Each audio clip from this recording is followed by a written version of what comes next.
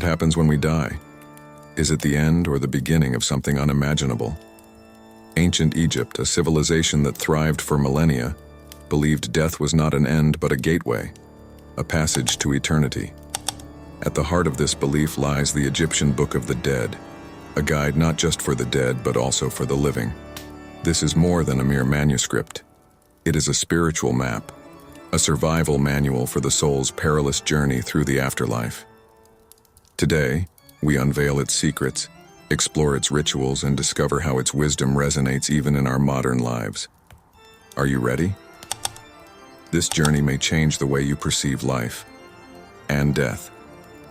For the ancient Egyptians, death was not an end but a transition, a continuation of existence in another realm. Life was seen as a preparation for the afterlife, where the soul embarked on a profound journey through the Duat, the mysterious underworld.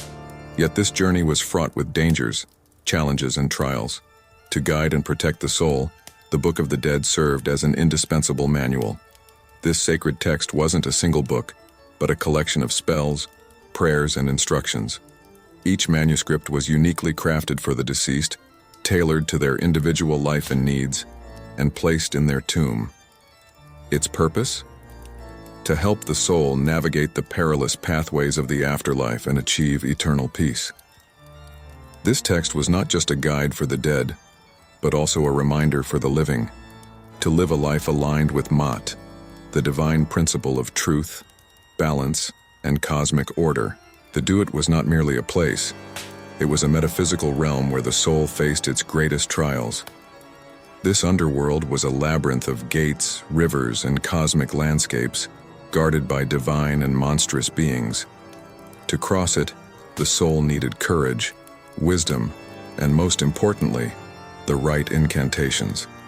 The trials within the Duat included gates and guardians. The soul had to pass through gates guarded by fearsome creatures. These were not physical foes, but reflections of one's own fears and sins. Crossing the Nile of the underworld. The soul would traverse the sacred river in a magical boat, but only those who knew the correct words of power could navigate its treacherous currents. Atmospheric imagery. Picture a dark star-studded sky, ancient gates glowing with otherworldly light, and a soul venturing through the mist-covered waters. The Duat was more real than a dream, yet more surreal than reality. At the heart of the Duat lay the Hall of Osiris. Here the soul's heart was weighed against the feather of Maat.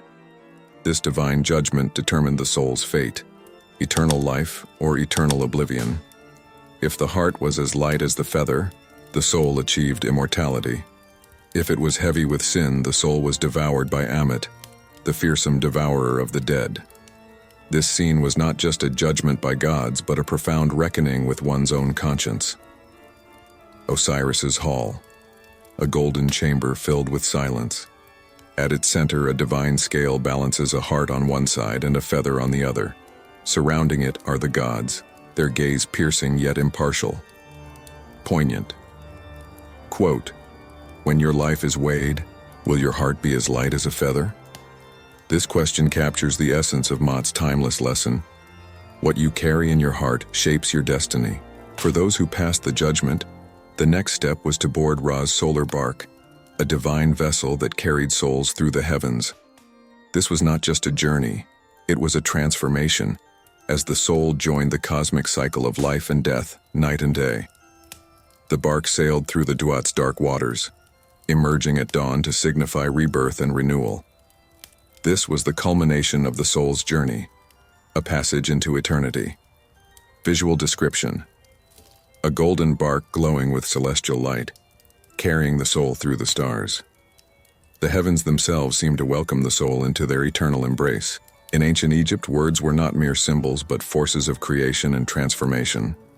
The Book of the Dead was filled with magical incantations, each serving as a key to unlock the mysteries of the afterlife. These sacred words protected the soul, repelled threats, and bridged the mortal and divine. One such incantation reads, "O Ra, Master of eternal light, I walk through shadows with my heart full of Maat. When your gaze falls upon me, may you see only truth. Open my path and accept me into your light." These words were not just for the dead, but also carried lessons for the living. That the words we speak and the intentions we carry shape our reality. The greatest secret of the Egyptian Book of the Dead lies not in what happens after death, but in how we live before it. So I ask you, how do you live your life? Do you align your actions with balance and truth? The scales of Maat do not weigh only the dead, they weigh each of us every day. Reflect on these ancient lessons, for they are not just about death, they are about life itself. If this journey inspired you, share your thoughts in the comments and subscribe for more mysteries of ancient wisdom. Because this is not an end, it is only the beginning.